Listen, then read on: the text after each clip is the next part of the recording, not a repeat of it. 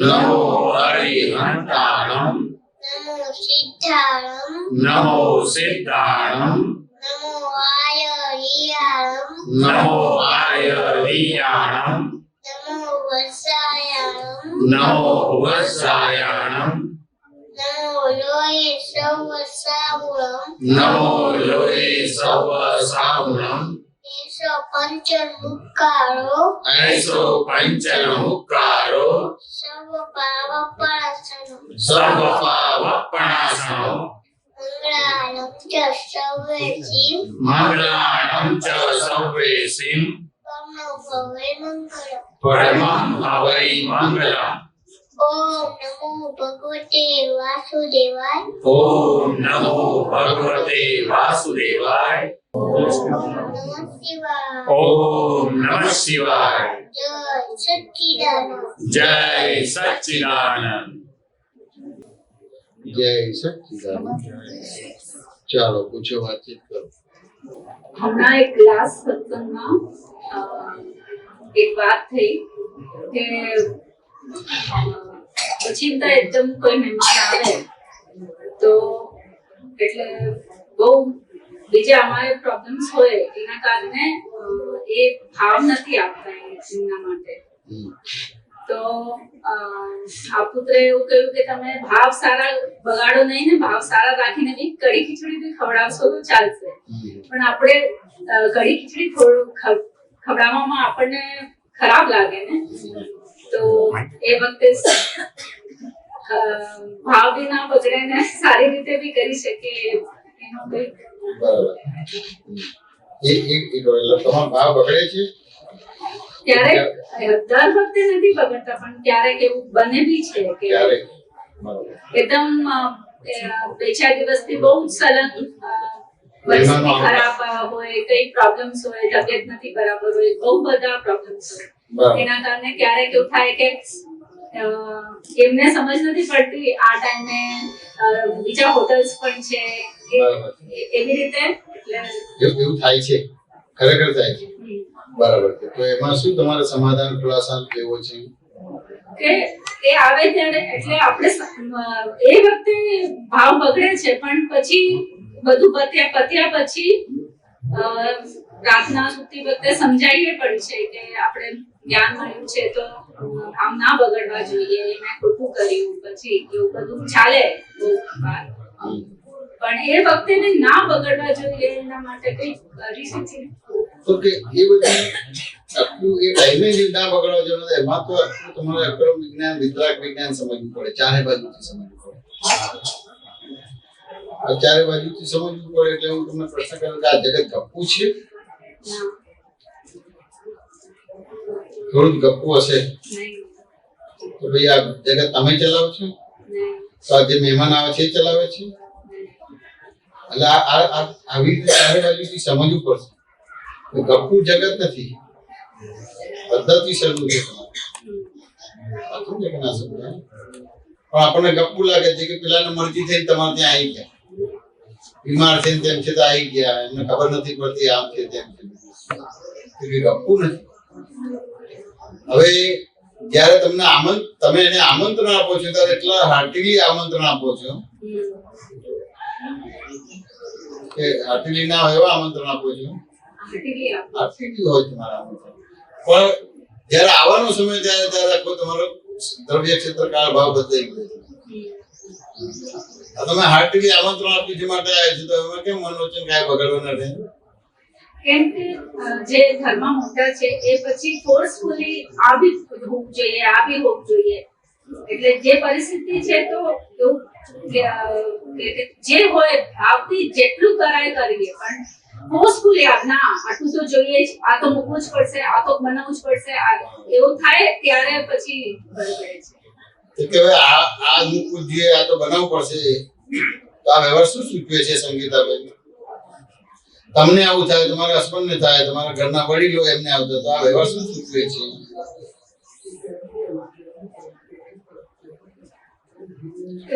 આ તો આવું જોઈએ, આ તો બનાવવું જ પડે, આમ ચાલે જ નહીં, એ શું સૂચવે છે વ્યવહાર? પછી હું જોઉં છે કે દર્પણ જ છે મેં એવું કરાયું હશે. તો કે આ વ્યવહાર એવું સૂચવે છે સંગીતાબેન કે તમે સંગીતાબેનને બહુ જ મહત્વ આપ્યું છે અને વિગતે જુઓ તો અહંકારને બહુ જ મહત્વ આપ્યું છે. તમારા આત્માની પડેલી જ નથી. આ સમજાય ને? તમને આત્માની પડેલી જ નથી, માટે આ બધી વસ્તુ આવી ઉભી રહી. આ વ્યવહારને તમે આત્મા જ માનતા હતા. બધાને બોલાવવું, જમાડવું, કરવું, આ તે બધું આત્મા જ માનતા હતા. પણ આ વ્યવહાર એવું બતાવે છે કે તમને આત્માની પડેલી નથી, અહંકારની પડેલી છે, માટે આ બધી વસ્તુ છે. નકર હસબન્ડ હોય કે વડીલ હોય કે સાસુ સસરા બધું ખબર ના પડે કે વહુને આ છે, આ તે, બીમાર હતા, 2 દિવસ પહેલા તાવ આવ્યો તો પેલું હતું, પેલું હતું. અને આ તો મહિનાથી બધું ચાલે છે. તેમ છતાંય કેમ એમ કરે છે? એવું બતાવે છે કે એમને આત્માની પડેલી નથી, વ્યવહારની જ પડેલી છે, અહંકારની જ પડેલી છે. આ સમજે ને? અદા કે એમને આત્મા કે વ્યવહારની કે અહંકારની પડેલી છે. તો ખાલી એમને છે કે આપણને પણ ઇનડાયરેક્ટલી આની પડેલી છે તો જ આવે ને, કે એમને આવે તમારે. આ સમજે ને? એટલે અહંકારને જ આપણે આત્મા માનતા હતા. હવે તેમ છતાં કોઈ બી સંયોગ આવે છે એ તમારે કાયમ માટે આવે છે ત્યાં આગળ ટેમ્પરરી છે. તે ટેમ્પરરી છે એવું સમજાય તો કેટલું પછી તમને પ્રોબ્લેમ થશે.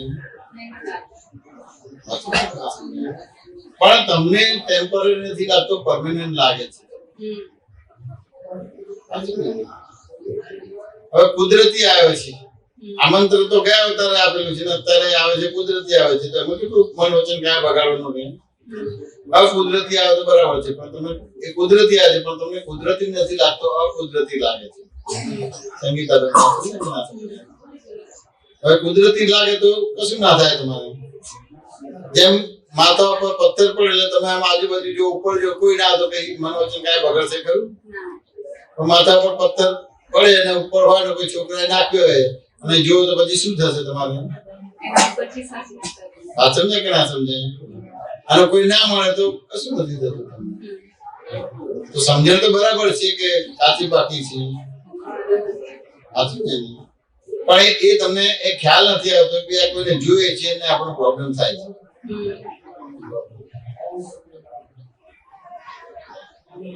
હોય ને કે પવન આવ્યો હોય ને પેલો પથ્થર નાનો હોય ને એને પવન ના આધારે ઉડે તમારે અને એવી જગ્યાએ પડે, ભલે નાનો હોય પણ એવી જગ્યાએ પડે કે આપણને જોરથી વાગે. ઉપર કોઈ નથી તમારે. પણ એ ગપ્પુ છે? ગપ્પુ નથી. હવે ગપ્પુ ના તો આટલું સમજી જાય તો તમારા મન વચન ગયા નહીં બગડે. પછી એટલી સત્સંગમાં આવવાનું છે કે આ બધું છે તો કોઈ એક એક વ્યવહારનું સોલ્યુશન લાવવા માટેના પ્રશ્નો નથી કરવાના. એક એક વ્યવહારનું સોલ્યુશન લાવવા માટેનો પ્રશ્ન નથી કરવા. આપણે બધા પ્રશ્નો એક એક વ્યવહારનું સોલ્યુશન લાવવાનો પ્રશ્ન કરે. એ વસ્તુ જ બતાવે છે કે તમને આત્માની પડેલી નથી. અહંકારથી કરો. એક એક વ્યવહારનું સોલ્યુશન લાવો એટલે શું? અહંકારથી સોલ્યુશન લાવો. શું કહો?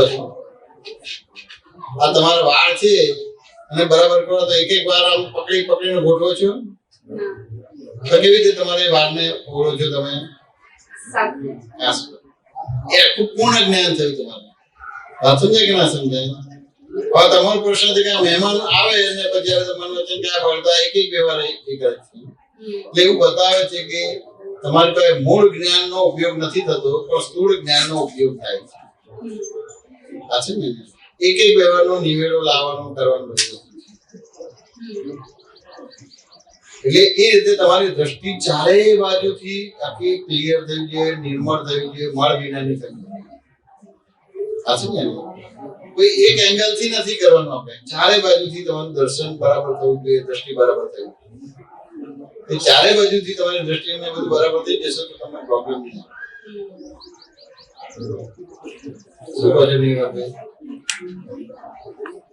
સાચી વાત છે.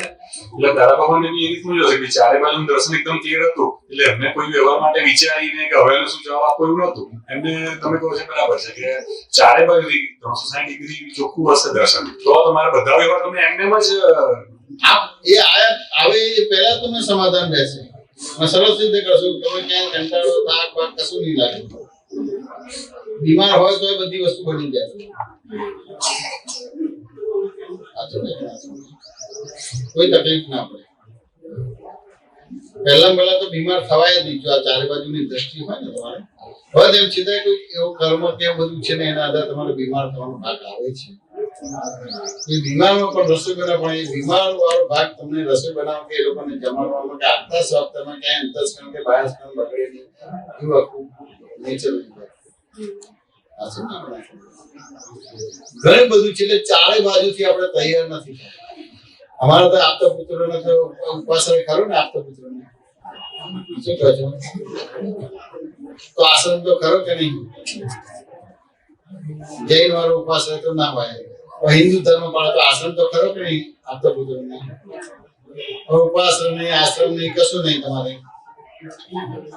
અમારે તો કોઈ મહાત્માના ઘેર જ જવાનું કે બીજે જવાનું છે? હવે મહાત્માના ઘેર રહેવાનું બધી વસ્તુ થાય તમારે. આવા બધા ઘણા બધા પ્રસંગો ના જોવાય તો જોવા પડે કે ના જોવા પડે? કે આંખ બંધ કરે એટલે ના જોવાય એવું થાય? એ તો કોઈ જગ્યા અથડી પડીએ તમારે. જોવા પડે કે ના જોવા પડે? મને તો મારા મા બાપે સરસ મળે તો મારું ઘરનું ઘર હતું, પણ મારા ઘરે મારે બહુ ઓછું રહેવાનું ભાગ થયો. કઈ બાપનો ઉદય કર્મ હશે એટલે ઘરે રહેવાનું થયું. મારે બહાર રહેવાનું વધારે થયું બધું. મારા સિસ્ટરના દાદા બાજુમાં જ રહેતા હતા, એ ત્યાંથી ચાલીને દર્શન કરવાનું થાય, પછી જોબ ઉપર જવાનું થાય. તો એ રીતે 10 વર્ષ રહેવાનું ભાગ થયું. એ રીતે પછી અમુક બધા કામ કરવાના હતા. મૃદુલાબેન ત્યાં આગળ નવરંગપુરા ઈશ્વર ભવન પાસે રહે, તો પેલું ગોવિંદભાઈ નું ઘર હતું તો ત્યાં 14 વર્ષ રહેવાનો ભાગ થયો. ઉત્તમભાઈ હતા તો ત્યાં તમારે એવું રહેવાનો ભાગ બધું વસ્તુ થયું. બહાર રહેવાનું બધું તમે બધાના વ્યવહાર જોવાના આયા. તો પુષ્પાબેનને 2 દિવસ બહુ તાવ અને બધી બહુ તકલીફ ને બધી વસ્તુ થઈ તમારી. આમ ઉભોય ના થવાય, બેસાય નહીં, અને એ બધી વસ્તુ હતી. અને એક તુષાર બીમાર પડ્યો, એકદમ ઘોડા જેવા થઈ ગયો.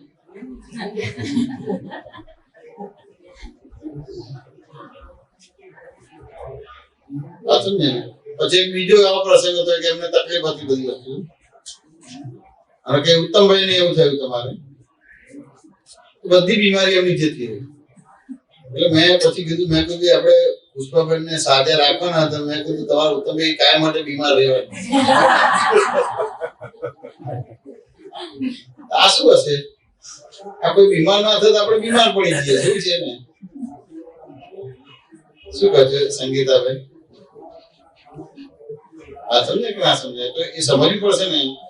તો ખરેખર બીમારી છે કે ખાલી માનસિક પ્રોબ્લેમ, કે માનસિક મેન્ટલ પ્રોબ્લેમ છે? આ સમજે કે ના સમજાય? એટલે દાદાએ તમારા મિકેનિકલ પ્રોબ્લેમ સોલ્વ નથી કર્યા, મેન્ટલ પ્રોબ્લેમ સોલ્વ કર્યા છે.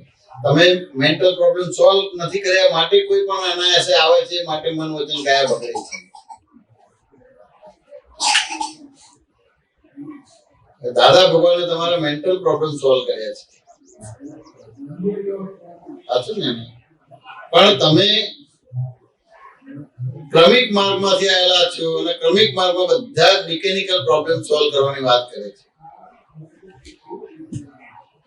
કે ભાઈ મોક્ષે જેવું છે તો લગ્ન ના કરે તો મોક્ષે જવાય. એટલે એ મિકેનિકલ, એટલે હસબન્ડ ને ખસેડ્યો હતો તો એ પહેણતો જ નથી. એ સારું કહેવાય કે ખોટું કહેવાય સંગીતાબેન? શું કહે છે? જે હવે આપણે બોલવાનું બધા પાસ જ છે. બધા પાસ છે ને? એ પાસ કરી દે. આપણે લગ્ન ના કરીએ એ સારું કહેવાય કે ખોટું કહેવાય? શું કહે છે સંગીતાબેન? નીરવભાઈ શું કહે છે? એટલે જગત કલ્યાણની અપેક્ષાથી છે તો સારું કહેવાય. તો કે ખોટું કહેવાય.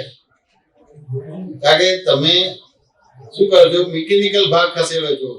પુરુષ કે સ્ત્રીને ખસેડો મિકેનિકલ ભાગ. મિકેનિકલ પ્રોબ્લેમ નથી.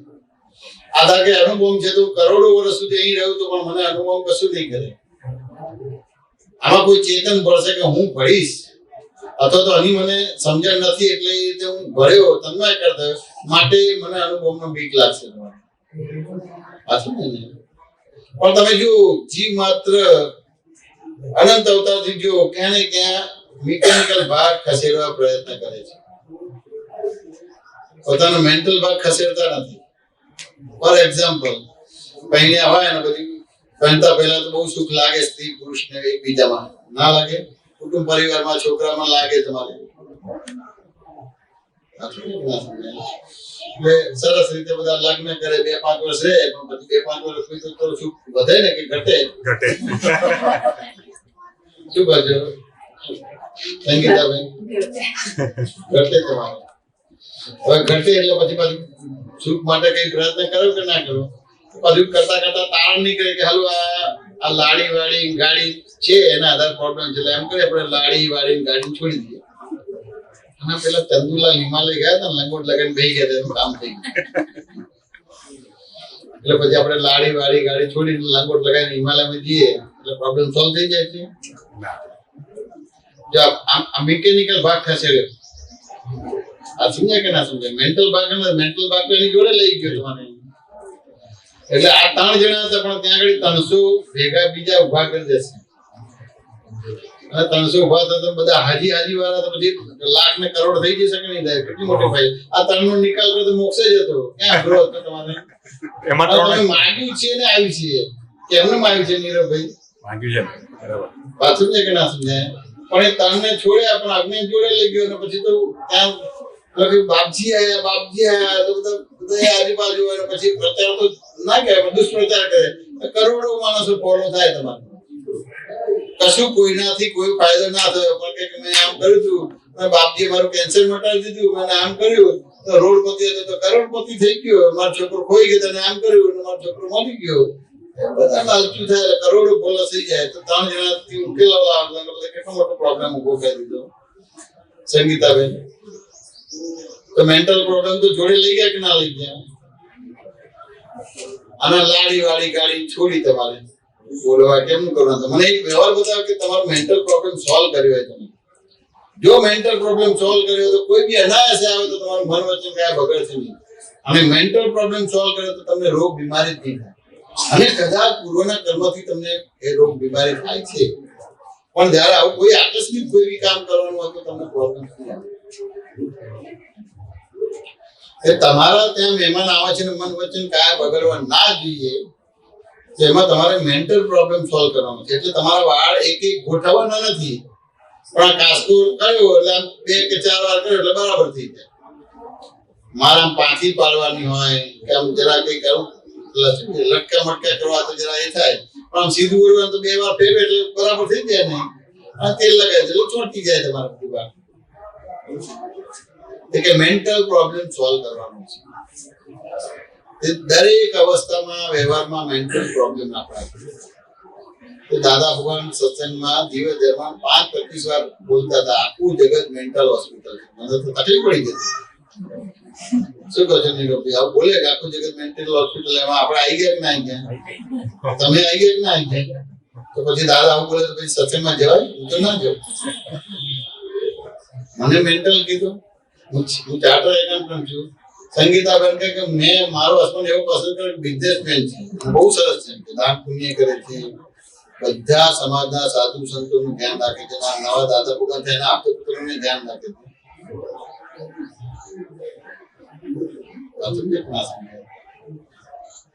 તો પછી આવું કહે કે આખું જગત મેન્ટલ હોસ્પિટલ તો તકલીફ ના પડે? સંગીતાબેન આ સમજે કે ના સમજે? પણ આપણે તરફથી કેમ આવું બોલે છીએ, ઘાડી આખી બોલે છે, કઈ ને કઈ છે. જરા જોઈએ ને તો કે આપણા જે પ્રત્યેક વ્યવહારો બધા અજ્ઞાન ને જ્ઞાન માને છે.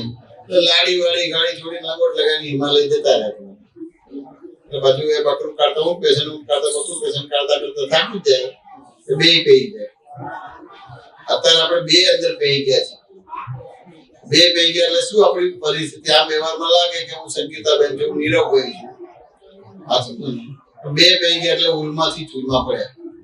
એટલે તમારો આલોકે બગડશે ને પરલોકે બગડશે. આ તો દાદા મળ્યા, દાદાનું જ્ઞાન મળ્યું તો તમારું આલોકે સુધર્યું અને પરલોક પણ સુધર્યું. હવે ખાલી સત્સંગના ભેળા કે વાતાવરણમાં રહેવાનું છે, એ સમજ કરવાનો ભાગ છે. સાચું ને? ને સમજવાનો ભાગ ક્યારે ખુલ્લો થશે કે તમે તમારો મેઇન પ્રોબ્લેમ કહેશો તો. તમે સપોઝ કરીને પ્રશ્ન કરશો કે શાસ્ત્ર વાંચ્યું હોય અને ધારો કે નરસિંહ મહેતાએ કીધું હોય કે શું કીધું હોય કે હું કરું એ જ અજ્ઞાનતા સકળનો ભાગ જેમ સવાનો તાણે સૃષ્ટિ મંડાણે ની ગણે જોગી જગેશ્વર કોક જાણે. લંગવા કરતા પણ જ મને બાધક છે. એટલે એ વાક્ય લઈને બધું આપણે કરતા થવા જઈએ એ પ્રોબ્લેમ સોલ્વ થશે કે વધશે?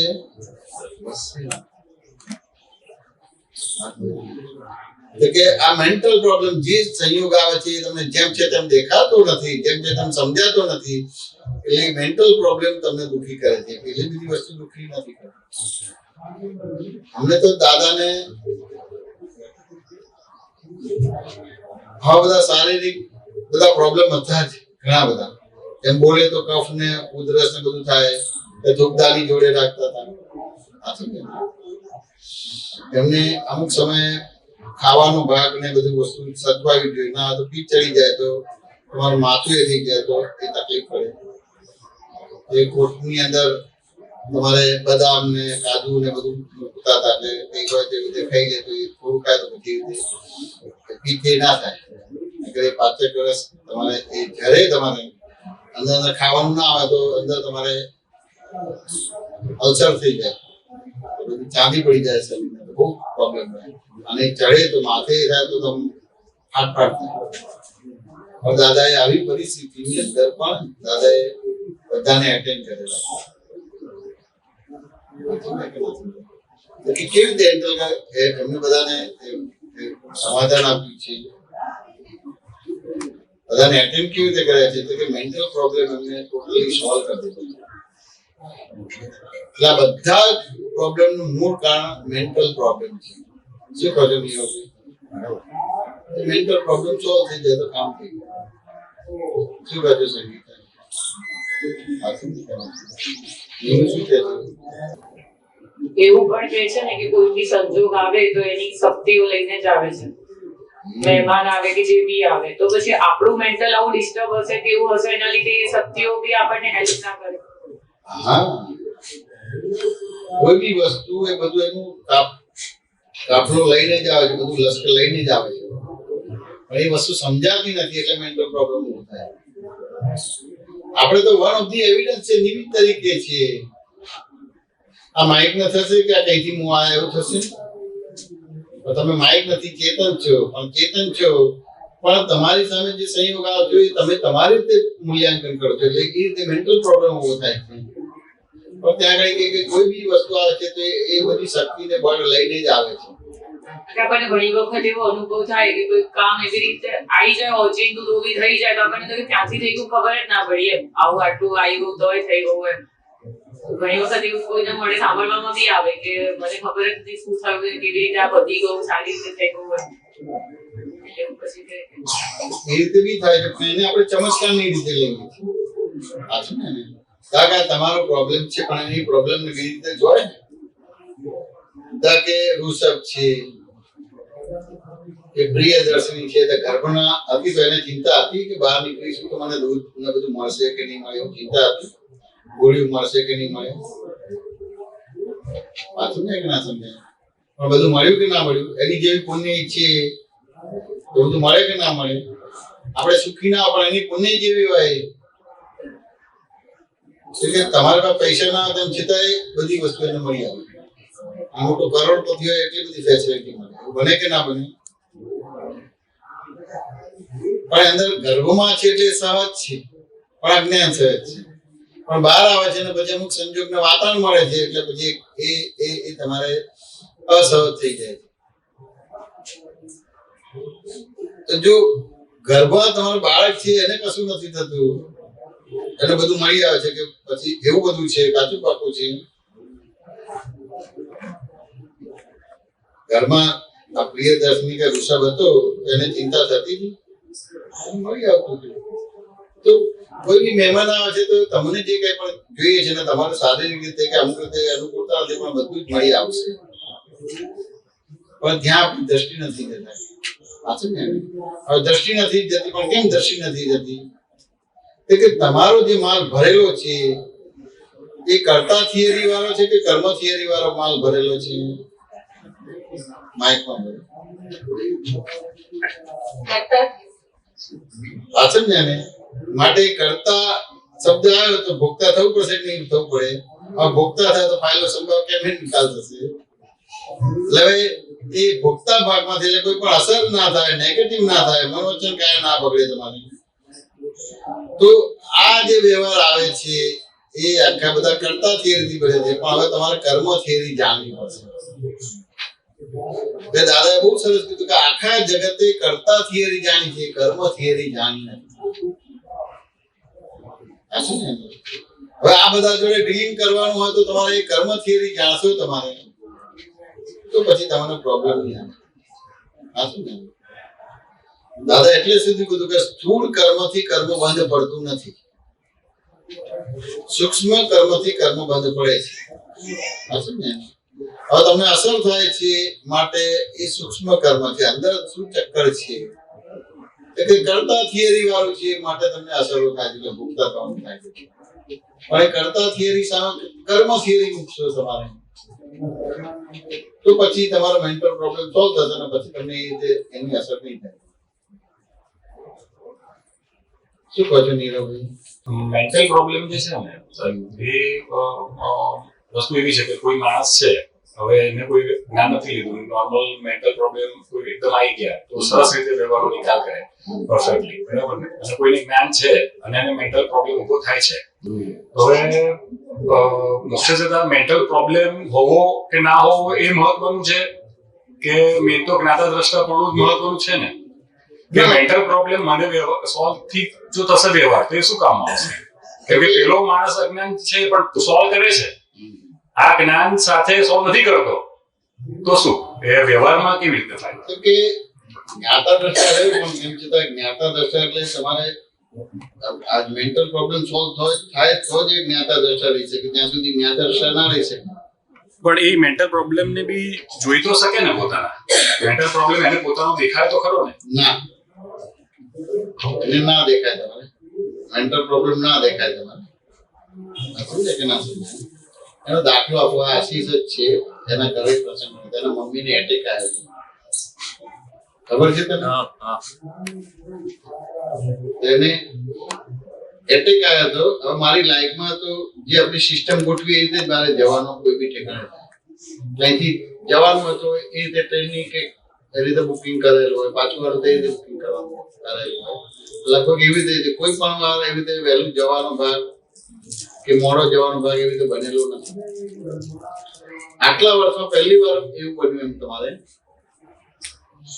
કે કંઈક જમવા જતા હતા ને એવી રીતે વાત નીકળી એટલે એ હતું તમારે. કેમનું છે બધું સત્સંગ ને બધું? સરસ ચાલે છે. અને મેં કેમનું છે કે કનુ દાદાજી ની ટિકિટ માટે કરાવ્યું છે, જો આજે કન્ફર્મ ટિકિટ મળી જાય તો કાલ સવારે નીકળી જવું છે, અને ના મળે તો આખી શિબિર એટેન્ડ કરવી છે. એક દિવસ તમારે એક દિવસ સવાર કલાક પછી કઈક એવા સંજોગ પાછો ભેગા થાય કનુ દાદાજીની ટિકિટ બુક થઈ ગઈ, કન્ફર્મ થઈ ગયું, કાલ સવાર નીકળવાનું છે. કેટલા જણા છે કે હું છું એમ છે, મને કે તમારે આવું છે? ટિકિટ બુક થઈ ગઈ થઈ ગઈ એટલે તમારે આવું છે? આવું છે એમ કે કારણ કે અમુક બધા કામો બધા હતા અને બીજું હતું અને આખી વસ્તુ બનવાની હતી એ રીતે આખી આ વસ્તુ બની અને એ રીતે ઉત્તમભાઈને ભેગું થવાનું. પછી એ રીતે સવારે નીકળ્યા અમે અને સાંજે 6-7 વાગે પહોંચી ગયા. હવે બીજા દિવસે જે અમે પહોંચ્યા તમારે એના બીજા દિવસે તમારે હવે 1 વાગે 1:30 વાગે બપોર 12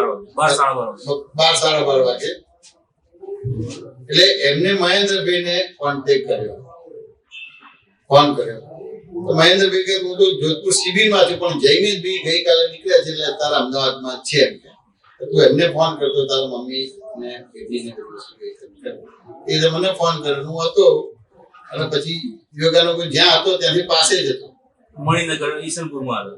એ સરદાર પટેલ હોસ્પિટલ હતો, મણિનગર પાસે જ હતું. એટલે પછી એ રીતે કરીને એ જવાનું ત્યાં ભાગ થયો અને એ થયું એટલે પછી હોસ્પિટલમાં મારે જવાનું થયું. આઈસીયુમાં રાખ્યા હતા તો એ ઘડી ડોક્ટર એની જોડે વાત કરતા હતા કે જો આપણે કેસ હાથમાંથી જતો રહ્યો છે, 2 વાર આપણે એને પમ્પિંગ કરીને બધું કર્યું, વેન્ટિલેટર રાખે છે, આપણે પ્રયત્ન કરીએ, પણ તેમ છતાં આ હોસ્પિટલમાં આટલી ફેસિલિટી છે. તમારે સ્ટર્લિંગમાં લઈ જવું હોય, રાજસ્થાન હોસ્પિટલમાં લઈ જવું હોય, સાલમાં લઈ જવું તો લઈ જઈ શકાય. પણ આ રીતનો કેસ એટલે જેમ છે તેમ એના આ લોકોને સમજાય. જીવનમાં આવતો દર વર્ષે આવો પ્રોગ્રામ આવતો ને જીવનનો પહેલી વાર જ આવે એટલે સમજ જ ના પડે. અને પોતાના મા બાપ એટલે કેટલો બધો બ્રેનને લાગ્યો હોય કે ના હોય.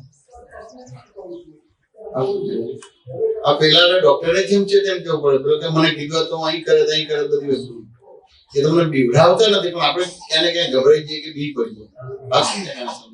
અને બધું વાર્તાલાપ કરતો એ દરમિયાન મારે આવવાનું થયું, બધું સાંભળ્યું. સાંભળ્યા પછી મેં કીધું તમને વાંધો ના તો થોડીક પ્રાર્થના વિધિ કરી શકો. આ નેચરલી શોર્ટ વિષય કે અમે પ્રયત્ન કર્યો, તમે પણ પ્રયત્ન કરો. પેલો આઈસીયુ તો લા નીકળી ગયો તો હું એના પપ્પા અને એની સિસ્ટર હતા. તમારે તે વિધિ ને બધી વસ્તુ કરી તમારે બધું. હવે સામાન્ય રીતે આપણી સમજણ કેવી હોય છે નીરવભાઈ કે કોઈ બી વ્યક્તિ ના હોય એટલે કારણ કે હોય તો કોમામાં કે બેભાન થઈ ગયો એટલે એમ લાગે કે એને કઈ ખબર ના પડે એટલે આપણે વિધિ મનમાં બોલીએ. મને ખબર છે કે ભાઈ આત્મા છે એને ખબર પડે પણ અભિવ્યક્ત ના કરી શકે, બોલી ના શકે, પણ એને બધું ખબર પડે. આપણે જે બોલતા હોય ને બધું જ ખબર પડે અને બોલી ના શકે. બસ એટલો જ ભાગ એ થાય. આ જેમ કૂતરું છે બોલી શકે ના બોલે, પણ તમે જો કઈ ખાવાનું વધ્યું કે કરે તો બોલે અલ્લાહ કુકુ કુકુ તો આવે કે ના આવે? એટલે ગાય આવે ને, સાચે ને કે ના થાય ખબર પડે પણ બોલી ના શકે. એવું મનુષ્યનો ભાગ છે. વાતો ને કે ના શકે. એટલે એ રીતે આખી આ વસ્તુ એટલે એ રીતે આપણે વિધિ કરી. હવે જે વિધિ શરૂઆત કરીને તો એ ચાલવાના ભાગે ઉઠોડાને કર્યું. એકાદ મિનિટ પછી જે આંખ બંધ હતી તે આમ થવા માંડી, પછી સ્થિર થઈ. પછી ડોળા જે સ્થિર હતા તો એ ફરવા માંડ્યા અને પછી સ્થિર થયા. તમારે 5-25 સેકન્ડ ઓકે. એટલે મને ખ્યાલ આવ્યો કે ભાઈ એ તમારે ભાનમાં આવ્યા છે. ભાનમાં આજે તમારે ટેસ્ટ કરવો પડે ને, જેમ ફ્રેક્ચર થયું તો એક્સરે મશીનમાં ટેસ્ટ કરવો પડે, ડાયાબિટીસ હોય તો તમારે પેથોલોજી ટેસ્ટ કરવો પડે, ટેસ્ટ કરવો. એટલે મેં કહું કીર્તન ભક્તિ બોલાવો છું, બોલજો તો બોલાય છે, બોલી તમારે. પછી ડોક્ટરો કે એને બોલાવે એટેક વાર તો જેનો રિસ્ક કહેવાય એટલે 5 વાર બોલાવે. પછી મેં કીધું હું બોલું છું તમારે સાંભળવાનું, પછી બોલવાનું નહીં. અને એ તો સરસ રીતે બધી વિધિ થઈ. હવે એ વિધિ થઈ પછી બહાર નીકળ્યો ત્યારે એ તો એના સગાવાલા બધા હતા, બધા આવીને ઘેરી વળ્યા. હવે ઘેરી વળ્યા તમારે મને કે આપણે પૈસાની ચિંતા કરવાની નથી. આપણે સ્ટર્લિંગમાં લઈ ગયો તો લઈ જઈ શકાશે, સાલમાં લઈ ગયો તો લઈ શકાશે, રાજસ્થાન હોસ્પિટલમાં લઈ ગયો તો લઈ જઈ શકાશે. હવે જે રીતે બધા જે મને ઘેરીને જે રીતે રજૂઆત કરી છે બોડી લેંગ્વેજ હતી તો ગમી તો ખરું, પણ તેમ છતાં લાગ્યું કે ક્યાંને ક્યાં મેન્ટલ પ્રોબ્લેમ છે, ઇમોશનલ જે ભાવ છે. હવે ફેર તો તું કરોડપતિ હતો ને, કરોડપતિ હતો, નોકરી કરતો હતો. શા માની મને ઇમોશનલ થાય કે આ થાય તો આમ કેસ બગડી કરો કે સુધરે પણ કરો. એટલે બધું જ મને એટલે ટાઈમ આ બધું દેખાઈ ગયું. આ સમજે કે ના સમજે? એટલે મેં કહ્યું તમે જે કહે છો એ મેં સાંભળ્યું, આપણે ડિસિઝન લઈએ, પણ મને 2 પ્રશ્નો થાય છે. તો પ્રશ્ન કરો એના જવાબ મને આપો એટલે પછી આપણે એનું ડિસિઝન લઈએ. આપણે લઈ જવું ના લઈ જવું આ પ્રશ્ન કર્યો કે તમે હું અથવા તો અત્યારે જે પલંગ પર હોસ્પિટલાઇઝ થયેલા છે એ બેન છે એ બધા મૃત્યુ લોકી જીવ છે કે અમર લોકી જીવ છે? નીરવભાઈ મેં આવું પૂછ્યું. આવું પૂછાય ને કે પૂછાય? કોઈને એટેક આવ્યો મૃત્યુ થયું પૂછાય? સંગીતાબેન આવું પૂછી નાખ્યું. વફાટ થઈ ગયો કેવાય ને, શું કે છે આશીષ? તમે કે હું કે અત્યારે પલંગ ઉપર જે બેઠા છે કે સુઈ ગયા છે મૃત્યુ લોકી જીવ છે કે અમર લોકી? મૃત્યુ લોકી જીવ છે. વાંચું ને તો આશીષને જ પૂછ્યું મૃત્યુ લોકી જીવ છે. પણ જે આ જવાબ આપ્યો ને કે મૃત્યુ લોકી જીવ છે, શું મારા મધાને મરવા દો એમ કે? આવું જ સીધું કહી નાખે. તો તને ના થયું કે આ તો આવું ભૂલાય નહીં? ના પછી આપણે છે ને મને હજી હતો જ પ્રશ્ન મને એટલે પછી મેં કીધું હજી મને સેટ નથી થતું એવું છે. એટલે પછી આપણે ફરતી અંદર ગયા આઈસીયુમાં. ના પણ હું આવું બોલ્યો હા તો તે કીધું મૃત્યુ લોકી જેવું છે એને બચાવવાનો ભાગ ના તો શું મારા મધરને મરવા દઉં એવું આ બોલ્યો હતો પાછું ને એને. એટલે પછી મેં કીધું મેં જે પ્રશ્ન કર્યો અને તે જવાબ આપ્યો એનો મિનિંગ આવો નથી થતો. તું મને પૂછ્યા વિના તારા મધરને લઈ આવ્યો છું એક ક્રિયા તો બાય ડિફોલ્ટ થઈ જ જશે. આ સમજ્યા ને? ડોક્ટર પાસે લઈ આવ્યો અને પછી મને તું ફોન કરે છે. નકર હોય ને કે મને તો મારવા દે તો પહેલા તું મારી પાસે લઈ આવ્યો, હોસ્પિટલ કે દવાખાને ના લઈ જાય, પણ પહેલા તું લઈ ગયો છે એટલે વ્યવહાર બાય ડિફોલ્ટ થવાનો છે. એ જે કરવાનો છે એમાં મારે ક્યાં કહેવાનું રહે, જે નથી કરતો એ કહેવાનો ભાગ રહે કે બીજો રહે. નીરભાઈ વાત સમજાય કે ના સમજાય? એટલે પછી એ રીતે એ વસ્તુ. પણ હવે આ જે છે તો કે આ ધાર કે એટેક આવ્યો છે તો એમને માં આવ્યો છે નીરભાઈ. આ બધા છોકરા તો બહુ સરસ રૂપાળા અને બહુ સારા છે એટલે એટેક આવ્યો છે. શું કહો છો? શું કહે છે આશીષ? ના આપણી પણ ભૂલો છે એવું છે. કેવા વ્યવહારો બધા કાચા પડ્યા હોય કે જેનાથી એમને હૃદય ઉપર ઘા પડ્યા, મનના ઘા પડ્યા, વાણીના ઘા પડ્યા હોય, દેહના ઘા પડ્યા. આ સમજ્યા કે ના સમજ્યા? એમને કઈ આવે નહીં કે આવતું હશે. જે ધ્યાન રાખવાનું છે, કેર લેવાની છે, કેર નથી લેવાની. તો શું હતું કે એમને પ્રેશરની ગોળી નિયમિત લેવાની, પણ પ્રેશરની ગોળી ઘણા ટાઈમથી નતા લેતા. પ્રેશરની ગોળી ખલાસ થઈ ગઈ છે, લાવવાની છે કે બીજું છે, ખાલી કે લાવ પણ કરતા કરતા અઠવાડિયું નીકળી જાય. શું થાય? પછી ડાયાબિટીસ હતું. હા ડાયાબિટીસ હતો. ડાયાબિટીસ ની ગોળી. હવે આ બધી વસ્તુ થાય તો જો આ બધું સિન્સિયર હોય તો બધું ધ્યાન રાખે કે ના રાખે, પણ એ રખાયું નથી માટે જ આ થયું છે ને. સ્થૂળમાં તો એ જ કારણ છે, સૂક્ષ્મ બીજું કારણ છે. આ સમજાય કે ના સમજાય? હવે અત્યારે પણ કેસ બગાડે છે, પણ લાગે કે હું કેસ સુધારું છું. હવે આ કેસ તો જગજાહેર થઈ ગયો કે ના થઈ ગયો? હવે જગજાહેર થાય તો હવે મા બાપનું ધ્યાન ના રાખે તો લોકો કેમ કે આ મા બાપે તમને મોટા કર્યા, બધી મિલકત તમને મળવાની છે અને તમે ધ્યાન ના રાખ્યું તો મા બાપનું હારું થવા માટે એ કરે છે કે એનું પોતાનું ખરાબ ના દેખાય માટે મા બાપની આ બધું હોસ્પિટલમાં લાવે છે. શું કહે છે નીરવભાઈ? શું બરાબર છે? માઇકમાં બોલો. એટલે એમને શું સમજ છે એમ ના થાય. ના પણ સામાન્ય તો એ જ હોય કે બીજું સામાન્ય હોય? રીતે હોય. આ ચારે બાજુ જોવાનું એ કરું છું. બધાને જ લાગે હવે આ વસ્તુ કોઈને ખબર ના પડે તો કે એના મા બાપનું તો થાય તો બરાબર છે, ના પણ કોઈ મને કહે નહીં કે તારા મા બાપનું ત્યાં ધ્યાન ના આપવું, ખરાબ ના દેખાય. ના પણ એ તો મા બાપ માટે ભાવ બી હોય. એવું છે હોય બરાબર છે. જો ભાવ હોય ને ખરેખર આ બધું પરફેક્ટ હોય તો તમારે જ્ઞાનની જરૂર નથી. તમે જ્ઞાની જ છો. એ તો સાહેબ સતયુગમાં બધામાં જ્યારે જ્ઞાન નહોતું તો મા બાપ માટે સારા ભાવ હતા અને હોય હવે સતયુગમાં હતા પણ હું નીરવભાઈ છું એ બી સાથે કરતા હતા. એટલે ભાવ સાથે અભાવ પણ હોય અને અભાવ સાથે ભાવ હોય એટલે ભાવાભાવ કહેવાય અથવા તો શુભાશુભ કહેવાય. જ્યાં સુધી આત્મા ના મળે ત્યાં સુધી ભાવાભાવ હોય. જ્યાં ભાવ થાય ત્યાં જ અભાવ થાય અને જ્યાં અભાવ થાય ત્યાં જ ભાવ થાય. આ શું ને બહુ જે એમને વાત કરી કે ભાઈ આ મહેમાનોને આ કઈથી મોહ છે, ચારે બાજુથી તમારે સમજવાનું છે, અજ્ઞાન કાઢવાનું છે. હવે અત્યારે અજ્ઞાન કાઢવા જો તો તમે જસ્ટિફાઈ કરો તો ના હોય તો ખરા ને. બની શકે કે તમારામાં એ વસ્તુ ના હોય. એ જનરલાઈઝ જ કહું છું. જનરલાઈઝ ઘણાને ભાવ જનરલાઈઝ ના હોય, અપવાદ રૂપે હોય કોકનું કે એ મા બાપનું ધ્યાન રાખે ને પરફેક્ટ રાખે. જનરલાઈઝમાં તો બધું ગપ ગુણ્યા ગપ છે તમારે. આ સમજાય કે ના સમજાય? મને આ જગતમાં એક જીવ સુખી બતાવો. હવે કોઈ જીવ સુખી જ ના હોય તો કોઈને સુખી કેવી રીતે કરી શકશે? એની મા બાપની સેવા કેવી રીતે કરી શકશે? કોઈને સુખી કરતા પહેલા તમારે સુખી થવું પડશે. અને ધારો કે કોઈને દુઃખ આપવું હોય ને તો પહેલા તમે દુઃખી થશો પછી કોઈને દુઃખ આપી શકશો. આ સમજાય કે ના સમજાય? જો કેટલું બધું વિગતે સમજવાનું છે. કે દેખી તો એવું નથી, મા બાપ માટે પ્રેમ છે પણ તેમ છતાં મુખ્ય શું છે કે કોઈ મને આંગળી ના ચીતે કે તમારા મા બાપનું ધ્યાન ના રાખે. હોય અંદર મા બાપાનું સેવાનું હોય બધું, પણ અંદર એવું હોય કે ભાઈ આવું ખરાબ દેખાશે તો દેવું કરીને બધું કરે ના તે બધું વસ્તુ કરે. હવે એમને આ બધી વસ્તુ કરી તમારે. હવે મેં તો આખો પ્રયોગ જોયેલો હતો એટલે પછી એ થયું. મેં કીધું હવે આપણે ડિસિઝન લઈએ, પણ મેં જે રીતે જોયું છે મેં કીધું તું હતો નહીં એટલે ફરતીથી પાછા આઈસીયુ માં ગયા તમે, અને પછી ફરતીથી જે પહેલી વિધિ કરી હતી એવી જ ફરતીથી વિધિ કરી. હવે વિધિમાં જો કુદરત મને આપે છે કે તૈયાર નથી કરતો, કુદરત આપે છે. હવે એમનું નામ કંચનબેન હતું અને બોલ્યો હું ચંદનબેન. તો હું ચંદનબેન બોલ્યો તો એમ નથી કે આ મારું નામ નથી, આ ખોટું નામ છે, મારું નામ કંચનબેન છે, એવું ના બોલ્યા. હું ભલે ચંદનબેન બોલ્યો પણ એ કંચનબેન ને નામ કરીને જ આખી વિધિ કરી. એટલે કેટલી બધી સ્વસ્થતા હશે, કેટલી બધી જાગૃતિ હશે કે નહીં. નીરવભાઈ વાત સમજાય કે ના સમજાય? અને આખી વિધિને બધું પરફેક્ટ એને બતાવ્યું કે બીજા આ ઓકે છે, ક્યાંય પ્રોબ્લેમ નથી. હવે મારા મા બાપ તો અહીંયા જ રાખો, પણ આ બેન છે નથી મારા ફાધર, નથી મારા મધર, નથી મારા સિસ્ટર, નથી કાકી, મામી, કોઈ નથી. એટલે હું તને આ ડિસિઝન એ ના કરતો.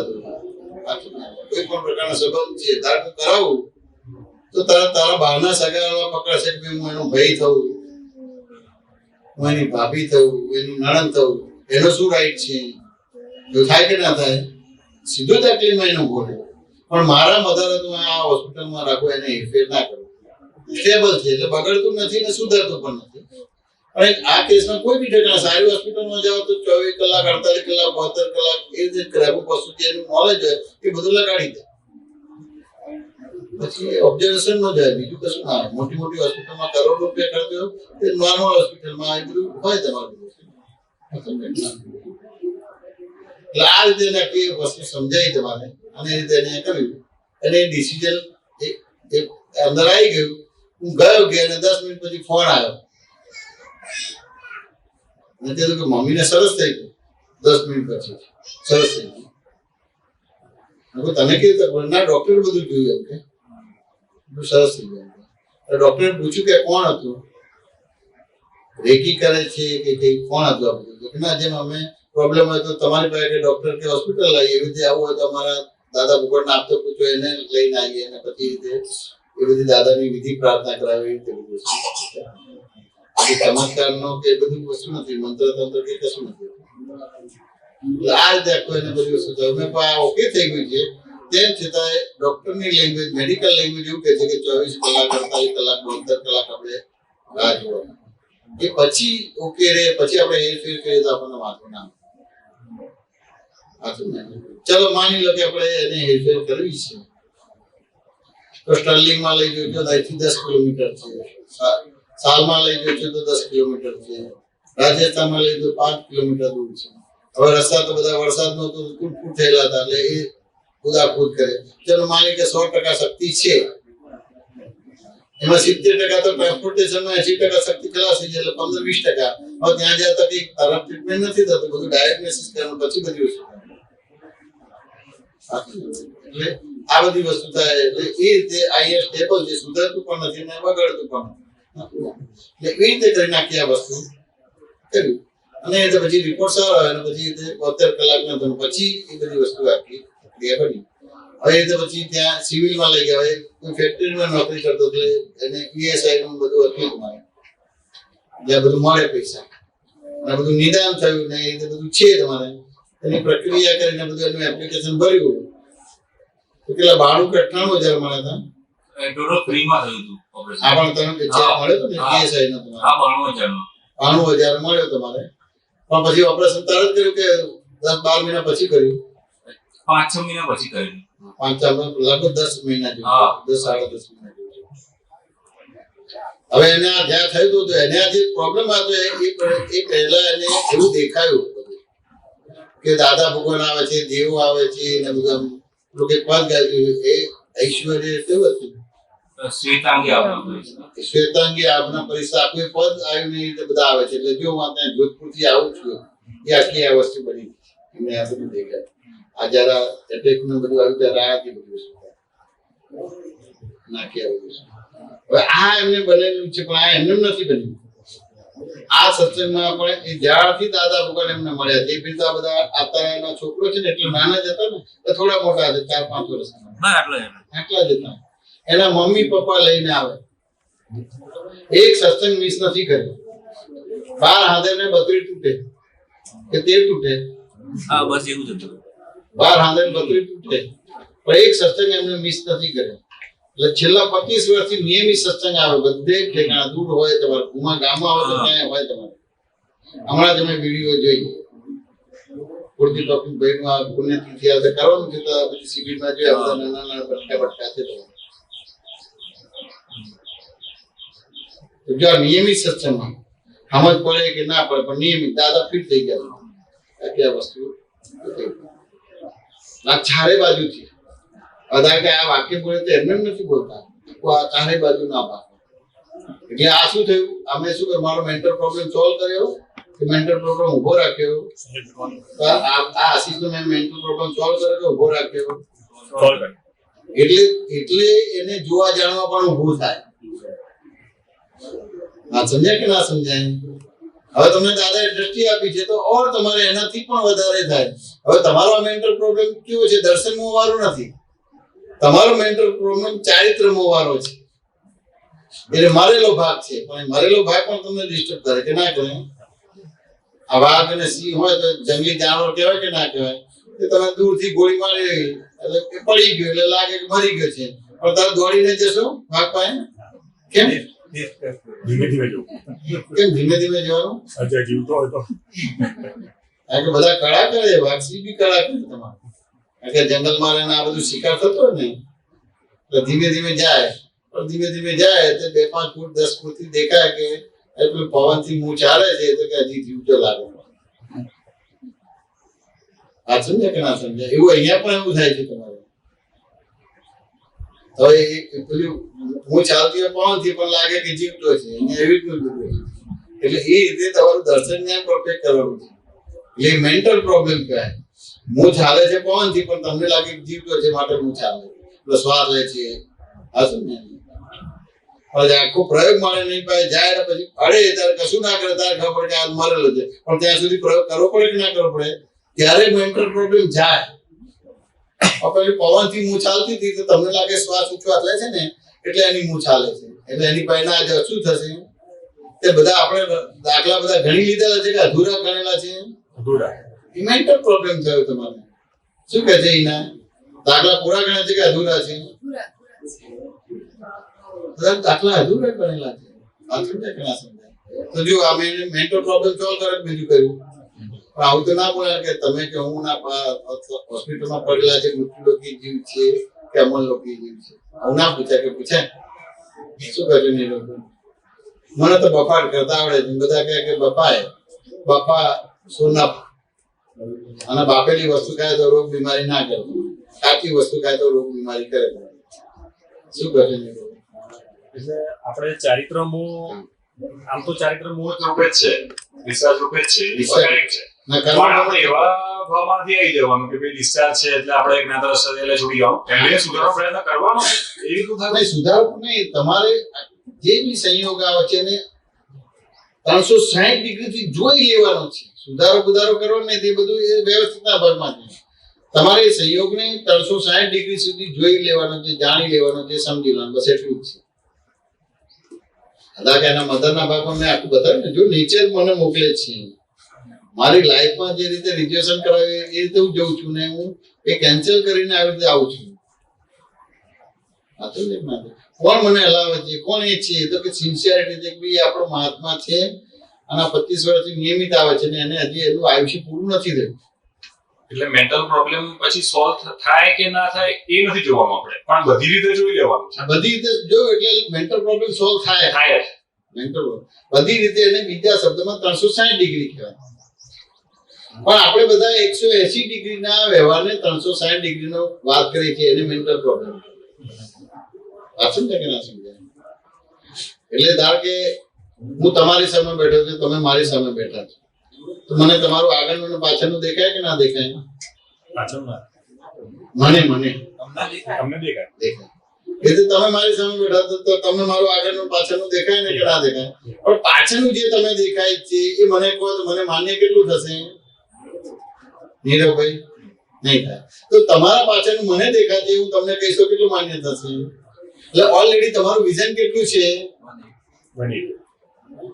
180 ડિગ્રી પણ આમ જોવા જઈએ 360 ડિગ્રી છે પણ 180 ડિગ્રી વિઝન ક્લિયર છે અને 180 ડિગ્રી વિઝન હજી અનક્લિયર છે, પણ એને તમે બે ભેગું કરીને 360 ડિગ્રીનું વિઝન ક્લિયર છે એવી રીતે એટલે એને મેન્ટલ પ્રોબ્લેમ કહેવાય. આ છે ને બીજી રીતે આપણે ધારો કે તમને આ દેખાય છે તો મેક્સિમમ તમે કેટલું જોઈ શકશો? જેટલા આપણી 180 ડિગ્રી દેખાશે તમારે. પણ ચશ્માનો નંબર હતો 180 ડિગ્રી હશે કે ઘટશે? ઘટશે. પછી ધારો કે 70-80 વર્ષ થાય તો મોતી આવે કે ના આવે તો ઘટશે કે વધશે? ઘટશે. બધી વસ્તુ સમજવાની છે. હવે હું નીરવ ભાઈ છું તો એને શું કહેવાય તમારે?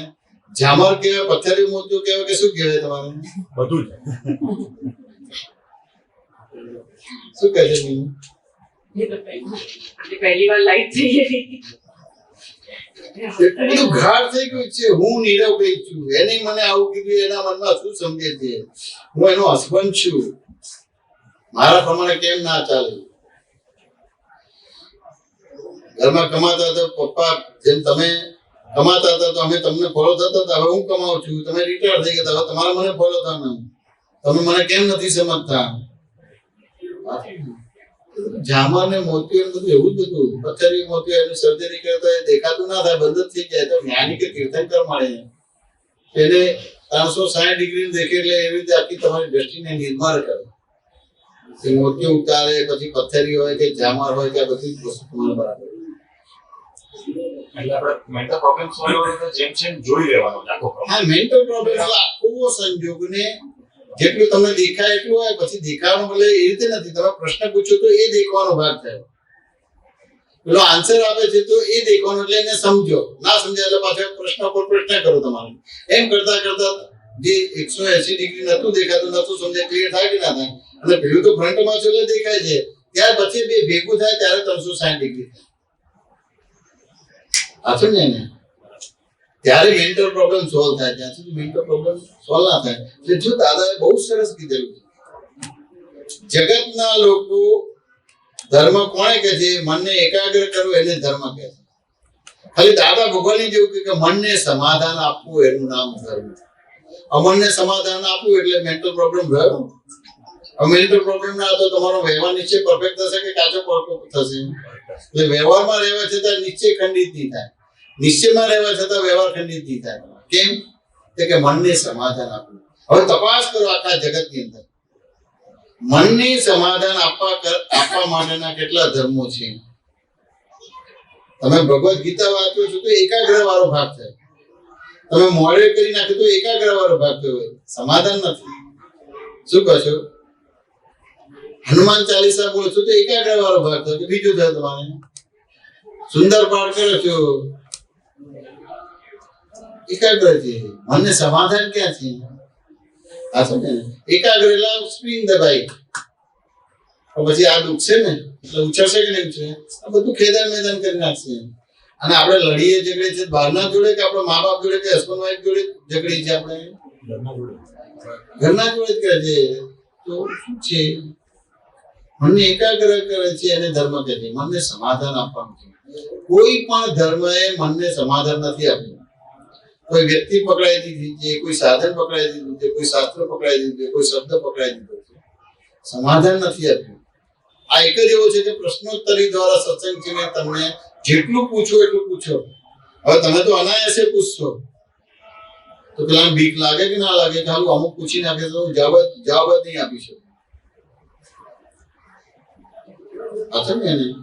ને કે એને આવી બિલીફ રહે તો એ પોતે આત્મામાં જ નથી. આછું ને કે ના સમજાય? એટલે કોઈ પણ પ્રોબ્લેમ થાય તો પેલા પ્રોબ્લેમ છે કે સોલ્યુશન છે? એના સોલ્યુશન છે, પ્રોબ્લેમ નથી. પછી પ્રોબ્લેમ થાય એટલે પેલા રોગ છે કે તમારે ઔષધિ છે? પેલા ઔષધિ બની પછી રોગ બને. હવે આ સમજી ગયું તો મેન્ટલ પ્રોબ્લેમ તમારો સોલ્વ થઈ ગયો. મેન્ટલ પ્રોબ્લેમ સોલ્વ થઈ ગયો સરસ રીતે કોઈ પણ ફાઇલનો તમે સંભાવના નિકાલ કરી શકો. આને આશે આવશો ઇવન છેલ્લો સમય હશે અને તમને ખબર પડે કે મારો છેલ્લો સમય છે, તેમ છતાંય પેલો અનાયાસે મહેમાન આવે તો સરસ રીતે બધું જ જમાડીને કરશો, તમને કોઈ પણ પ્રકારની વેદના કે દુઃખ નહીં થાય. તમે તમારું મૃત્યુ જોશો તો એ મૃત્યુ કે ભાઈ હું મરવાની છું હમણાં 2 મિનિટ પછી, અને તમે મુવા આવ્યા છો જમવા માટે, એની ખબર નહીં પડવા દે. ને વ્યવહારમાં હોય છે ને, વ્યવહારમાં હોય છે ને. કોઈને ત્યાં ગયા ને આ જમાડ્યું છે, પ્રેમથી જમાડ્યું છે, મનવાર કરે, મારવાડીમાં મનવાર કે ને, મનવાર કરે, અને કરીને ઘરમાં ઘરે ગયા અને હજી તો દરવાજો ખોલ્યો તો ફોન આવ્યો કે જેને તમને જમાડ્યા છે જ એક્સપાયર થઈ ગયા છે. ખ્યાલ હતું સરસ રીતે જમાડતા હતા, કેટલો બધો મનવાર કરે છે, કેટલો બધો અવાજ ત્યાં વેદના કે દુઃખદ નથી દેખાય, એને મેન્ટલ પ્રોબ્લેમ સોલ્વ થઈ ગયો છે. આ સમજે કે ના સમજાય? હવે મેન્ટલ પ્રોબ્લેમ સમજવું પડશે કે નહીં સમજવું પડે? કે જ્યાં ને ત્યાં જેના કરતા નથી એના જ કરતા બન્યા છે, અને જ્યાં ને ત્યાં જેના ભોગતા નથી એના ભોગતા બન્યા છે. એના આધારે પ્રોબ્લેમ છે કે બીજાના આધારે છે. સાચું ને? દા કે તમારે મણિનગરથી કે ઈસનપુરથી અહીંયા લખવામાં આવવાનું છે, સમજે કે ના સમજે? અને દાદાને આવવાનું હોય અને કારમાં આવવાનું હોય, તો દાદા કેવી વિધિ મૂકે છે, કેવી એની દ્રષ્ટિ હોય કે કાર તમારે મણિનગરથી કે ઈસનપુરથી લપકમણ જાય છે, અને આપણે શું કે હું જોઉં છું. હવે લપકમણ જાય છે કાર અને હું જોઉં છું, એમાં થાક ને દુઃખ શેમાં લાગે તમને? હું જોઉં છું. આ સમજે કે ના સમજાય? પછી બીજો વ્યવહાર છે તમારે કે ભાઈ ઈશ્વર આપણે તમારે મણિનગરથી તમારે ઈસનપુરથી ગાડી નીકળી, આ શું એટલે ઈસનપુર છૂટ્યું અને લપકમણ આવ્યું ને તો એ શું સૂચવે છે નીરવભાઈ? શું સૂચવે છે? ઈસનપુર થી ગાડી નીકળી એટલે ઈસનપુર છૂટ્યું અને અહીંયા આવું છે, લપકમણ આવ્યા નથી, તો હજી લપકમણ આવ્યું નથી ને ઈસનપુર છૂટ્યું. આ વાક્ય શું કહેવા માંગે છે? રસ્તામાં આ રસ્તામાં તો એક સામાન્ય છે, પણ એની અંદર બીજો મિનિંગ છે કે પછી આ જ છે મિનિંગ એની અંદર? અમારા માઇન્ડ પ્રમાણે લક્કામણ જઈએ છીએ એમ લક્કામણ આવશે છે એમ. બરાબર છે. એટલે આ જો આ 4 બાજુ સમજ્યા નથી એટલે આ રીતે મન વચન કાયા પકડે કે ઈશ્વર પણ આપણે ઈસનપુર છૂટ્યું એટલે હવે ગાડીની અંદર ઈસનપુરનો વ્યવહાર નહીં કરે, અંતસ્કરણ કે બાહ્યસ્કરણ નહીં હોય તમારે, એ એની સમજણ છે. અને લપકમણ નથી આવે તો લપકમણનો વ્યવહાર કરશે ખરો? આ લક્ષ્મણ હોય કે મારે લપકમણ જવાનું છે, પણ પછી એ પોતે વર્તમાનમાં હોય. એટલે જો આ ઈસનપુર છૂટ્યું ને લપકમણ આવ્યું એટલે એને ભૂતકાળનો ભાગાકાર કર્યો અને ભવિષ્યનો ભાગાકાર કર્યો, એટલે રહ્યું શું? ખાલી વર્તમાન રહ્યું. વર્તમાન રહ્યું એટલે મેન્ટલ પ્રોબ્લેમ સોલ્વ કર્યો. પણ આપણે વર્તમાનની અંદર ભૂતકાળનો ભય છે અને ભવિષ્યની ચિંતા છે, માટે મેન્ટલ પ્રોબ્લેમ છે. કેટલો સિમ્પલ પૂછ્યો કે ભાઈ ઈસનપુર છૂટ્યું અને લપકમણ આવ્યું નથી તો વચ્ચે છે, તો પ્રોબ્લેમ રહેશે કે નહીં રહે? આ સમજે ને? એટલે આ કોઈ પ્રોબ્લેમ કરે છે કે આપણે આ મેન્ટલ પ્રોબ્લેમ છે એના આધારે છે. આ સમજે? કાલે મનની વાત નીકળી ને બધી, એમાં એવી રીતે વાત થઈ ગઈ કે ભાઈ દાદાના અમુક વાક્યો વ્યવહારના હોય એ આપણે નિશ્ચયમાં બી, એટલે આપણે દરેક જગ્યાને એપ્લાય કરવા માટે ફોર્સફુલી આપણે કરવા જઈએ. એટલે મેં ઉદાહરણ આપ્યું કે પ્રતિક્રમણ એમ, તો નાની નાની વસ્તુમાં એમ થાય છે કે પ્રતિક્રમણ આ ખોટું. ઇવન કઈ બી આપણે જોતા હોઈએ, છાપો વાંચતા હોઈએ અને આપણને એમ થાય કે હા એને આવું કર્યું એટલે કે હા આ તો ખોટું થઈ ગયું, તેના માટે કહ્યું પ્રતિક્રમણ. એમ થાય કે પ્રતિક્રમણ પછી એમ થાય કે આ તો બોધરેશન જેવું થઈ ગયું, એટલે આ તો પાછા મેન્ટલ પ્રોબ્લેમ થઈ ગયો. એટલે હવે આ જગ્યાએ તો 360 ડિગ્રી એપ્લાય આવી રીતે જ થશે કે ભાઈ બરાબર છે. એટલે એમાં તમે સમજાવો ને આ કેવી રીતે સોલ્વ થશે? કે આધાર કે પેપર વાંચવાનું ને એનાથી વસ્તુ થાય કે કોઈ બી એમ કે ભાઈ નાની નાની વાતમાં પ્રતિક્રમણ એમ. એટલે એ વસ્તુમાં તમારે જેમ છે તેમ આખું જાણવાનો ભાગ હોય. એટલે એ કોઈ બી વસ્તુ છે ને એ દ્રષ્ટિ છે. ધારો કે પેપર વાંચ્યો છો ને કંઈ થાય છે તમને, એમાં નેગેટિવ બનો છો કે પોઝિટિવ? દ્રષ્ટિ થઈ તો જ નેગેટિવ બનો, દ્રષ્ટિ હોય તો જ પોઝિટિવ બનો. તો હવે ત્યાં આગળ તમારે એ મેન્ટલ પ્રોબ્લેમ સોલ્વ કરવાનો છે, તો એ સમજવું પડશે કે ના સમજવું પડે? કે ભાઈ ગાડી જાય છે, હું નથી, અને ઈસનપુર છૂટ્યું ને લપકમણ આવ્યું એટલે આ સરપ્લસ ટાઈપ છે. દેખી તો તમે વ્યવહાર ક્રિયાશીલ જ છો, આ સમજાય કે ના સમજાય? પણ કોનો ક્રિયાશીલ ભાગ થયો કે નીરવભાઈનો, ને તમે અક્રિય થઈ ગયા. એ નીરવભાઈના વ્યવહારના જોનારા અને જાણના બન્યા. પહેલા તમે નીરવભાઈમાં તન્માયાકાર થઈ ગયા એટલે જોવા જાણવાનો ભાગ બંધ થઈ ગયો, આ જોવા જાણવાનો ભાગ થઈ ગયો. જેમ આ ગાડીના ભાગમાં કર્યું એવું પેપર વાંચ્યો છો કે કોઈનું સાંભળો તો એ રીતે કરીને કરવાનો ભાગ હોય. સાચું ને? એટલે આવી રીતે બધું છે. તો કે આ તમને વર્તાય કેવી રીતે, હાજર કેવી રીતે થાય તો કે આ સત્સંગ શિબિરમાં આવો અને એમાં 1-to-1 સત્સંગ કરવાનો અને એમાં સપોઝ કરીને કોઈ વાત નથી કરવાની. સપોઝ કરીને વાત કરશો તો પ્રોબ્લેમ્સ આવશે. એ 1-to-1 વાત કરવાની છે અને જે તમને ડે ટુ ડે લાઈફમાં બને છે, જે વર્તે છો મન વચન કાયાથી, એ વસ્તુ જ આખી ખુલ્લી કરો તો જ તમને વર્તશે. આ તમને કે ના સમજાય, નહીતર પ્રોબ્લેમ એને ઊભું જ રહેશે. એટલે મારે તો હવે ફાઇનલ એટલે મારે તો ફાઇલ ઓછી હોય ને કે શું હોય નીરવભાઈ? બહુ હોય.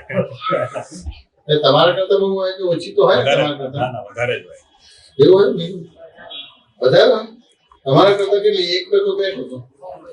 100%. શું કહે છે બીજું? તમારે ઓછી હોય, અમારે ઓછી હોય, તમારે વધારે હોય, પણ તમે મારે વધારે છે એવું કહો છો. એવું થયું કે આ તમે જે વાત કરી ને દાદાની કે ઈસનપુર છૂટ્યું અને લક્ષણ આવી ગઈ હતી, તો એટલે હું થોડી મારી મને એકદમ તમારે જેમ ડાયરેક્ટ ક્વેશ્ચન નહીં આવે, થોડી આજુબાજુની વાતથી જ આવે. એટલે હું નાની હતી ને તો મને નિમેશ કાકાએ જોબ કરતા હતા ને ત્યારથી એવું શીખવાડેલું કે તું જોબ પર કેવી રીતે જાઉં છું. મેં કીધું બસમાં. એટલે કે તારે બસમાં એમ કે ગમે તેમ કરી ચરણ વિધિ પૂરી કરી દેવાની, એમ આપણે ચરણ વિધિ તો નિયમિત કરવાની જેમ ગમે તે. એટલે એ બધી વાત બહુ લાંબી છે પણ ટૂંકમાં એનું એ હતું. તો અત્યારે બી મારે એવું છે કે હું જોઉં એટલે મારે જતા ચરણ વિધિ બસમાં થઈ ગઈ. હવે હમણાં જે મ્યુનિસિપાલિટીના અલગ અલગ બધા પ્રોગ્રામ ને તો મારા લક્ષ ગાઈડલાઇન્સનો એક પ્રોગ્રામ નવો આવ્યો છે. એટલે મ્યુનિસિપાલિટીમાં કેવું થાય કે કઈ બી નવું થાય એટલે જે મેઇન એચઓડી હોય એનું પ્રેશર પેલા બધા પર આવે, પછી એમનું પ્રેશર એનું નીચે વાળા પર આવે. એવી રીતે ચાલુ જ રહે. તો એ પ્રેશર એટલું બધું ડિસ્ટર્બ કરે મને કે હું વિધિ કરતી હોય તો વચ્ચે ચાલુ થઈ જાય ને એટલે 2-5 મિનિટ જતી રહે તો મને ખબર ના પડે.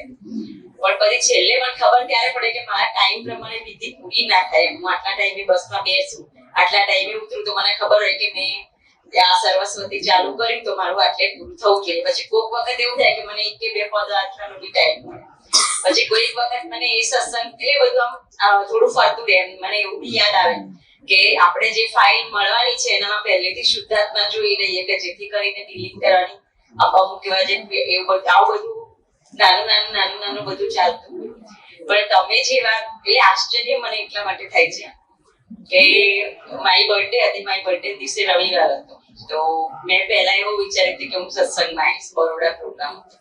પછી એ આવવાનું કેન્સલ થયું કંઈક કારણસર. એટલે મેં કીધું કે કઈ નહીં, જેમ ચાલે છે એમ ચાલુ દઈએ.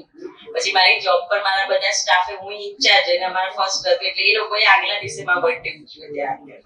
અને પછી બીજા દિવસે શંભુને મારા ગ્રામને અમે 3નો ઝઘડો થયો એટલે હું મારી ઊંઘની ગોળી કરીને ઊંઘી ગઈ. અને રામ મને એમ કે રામ ફાઇનાન્સમાં કામ કરે છે એટલે મને એમ કે ફાઇનાન્શિયલમાં છે એટલે એ સાંજે મોડા આવશે એમ. એટલે હું ઊંઘી ગઈ અને એમને એમ કે આટલું બધું થયું છે તો એ એટલી બધી મહેનત કરી પછી વહેલા આવ્યા. પછી છોકરાઓએ કીધું કે મમ્મી આ રીતે ગોળી કરીને ઊંઘી ગઈ છે એટલે હમણાં મને ઉઠાડી નહીં. હું ઉઠી તો સીધી સાંજ પડી ગઈ. પછી આમ કઈ કોઈને મૂડ જ નતો એટલે પછી પેલા છોકરાઓનું તો એવું હોય કે બર્થડે છે એટલે કશું એટલે ઘરે ખાવાનું મંગાવ્યું, ખાતું બધું પતી.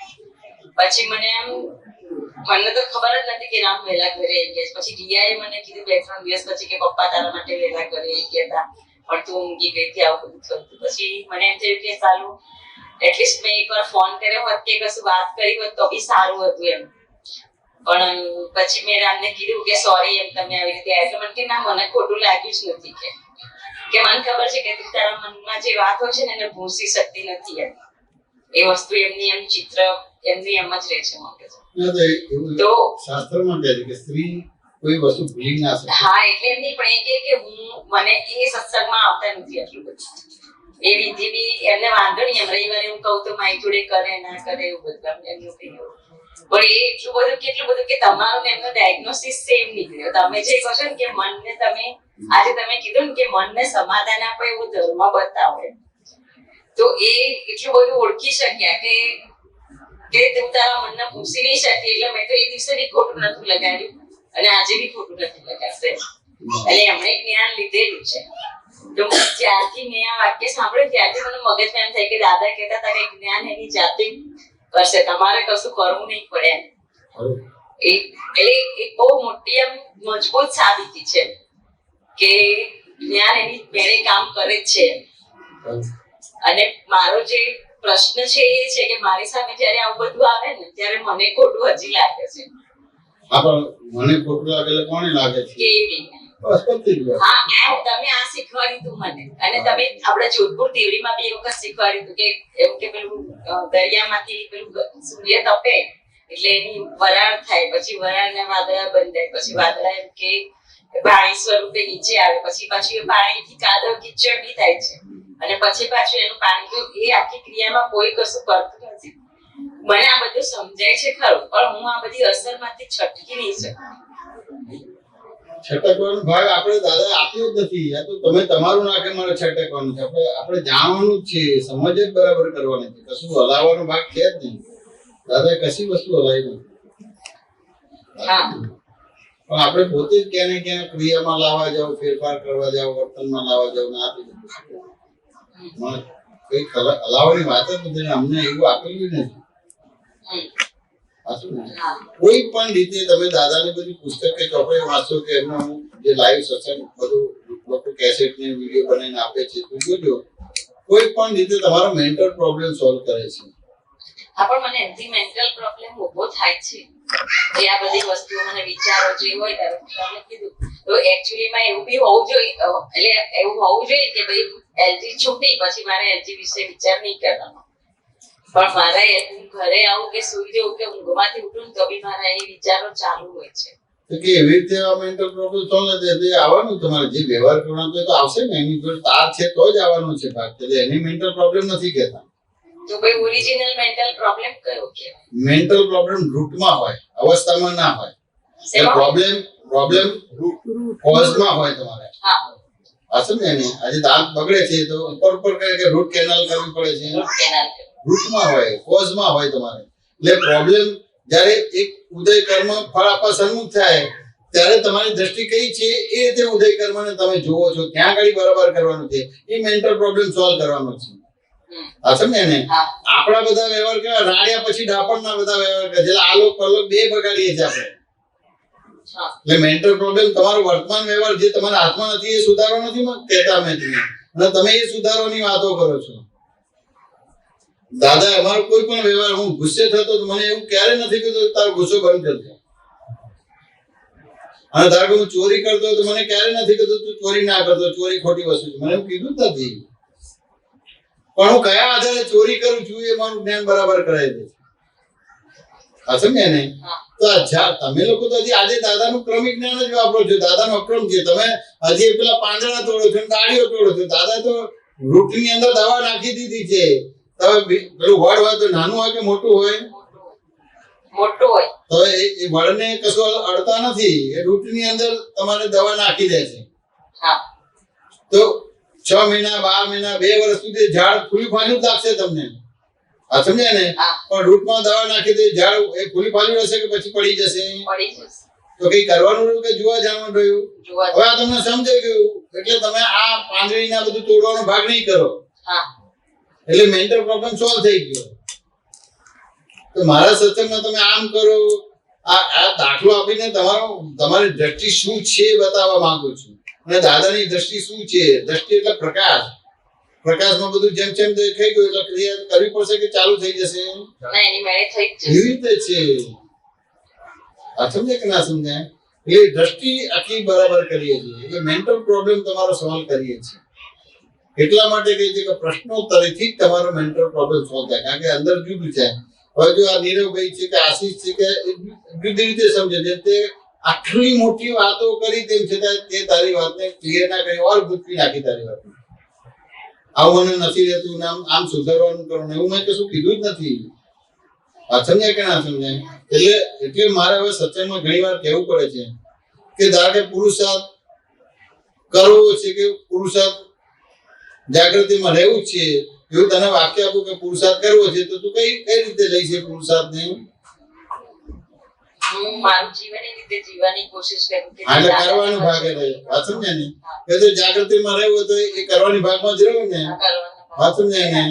તો દાદાએ આ પુરુષાર્થ કરો અને જાગૃતિમાં રહે એવું વાક્ય બોલ્યા જ નથી.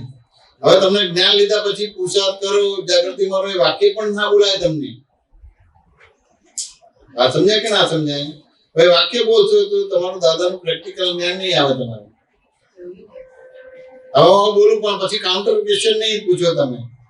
એમની પણ આ પ્રેક્ટિકલ જે મેં જે કીધું કે પુરુષાર્થ કરવાનું વાક્ય પણ ના બોલાય એટલે આપણે નહીં કરવાનું. જાગૃતિમાં રહેવાનું એ વાક્ય પણ ના બોલાય એટલે એવી રીતે તમે અપ્લાય કરશો. પણ આવું કીધું છે તો શું કરવાનું રહે? વાત સમજે ને? એટલે પછી કહું કે ભાઈ સમજણની અંદર પુરુષાર્થ આવી જાય કે ના આવી જાય? આવી જાય સમજણની અંદર જાગૃતિ આવી જાય કે ના આવી જાય? આવી જાય એટલે ઓટોમેટિક આ બે વસ્તુ ઉડી ગઈ. એટલે તમારું જે ક્રમિક નું કરતા ભોગતા પણ ઉડી ગયું તમારે. એટલે કે સમાજ બરાબર થઈ ગયો તો એની અંદર બાય ડિફોલ્ટ પુરુષાર્થ ભાગ આવી ગયો. સમજણ બરાબર થઈ ગઈ એટલે બાય ડિફોલ્ટ તમે જાગૃત થઈ ગયા. વાત સમજાય કે ના સમજાય? અને સમજણ બરાબર થઈ તો તમે પ્રકૃતિ પ્રમાણે ચાલશો કે તમારા પ્રમાણે ચાલશો? અમારે પ્રકૃતિ પ્રમાણે. એટલે કે સમજણ બરાબર થઈ એટલે તમારા પ્રમાણે તમે ચાલશો, પ્રકૃતિ પ્રમાણે નહીં નહીં ચાલો. વાત સમજાય ને? પ્રકૃતિ પ્રમાણે ચાલવું એટલે લાડી વાળી ગાડી છોડીને હિમાલય જવું એને પ્રકૃતિ પ્રમાણે ચાલુ કહેવાય. વાત સમજાય ને? હા.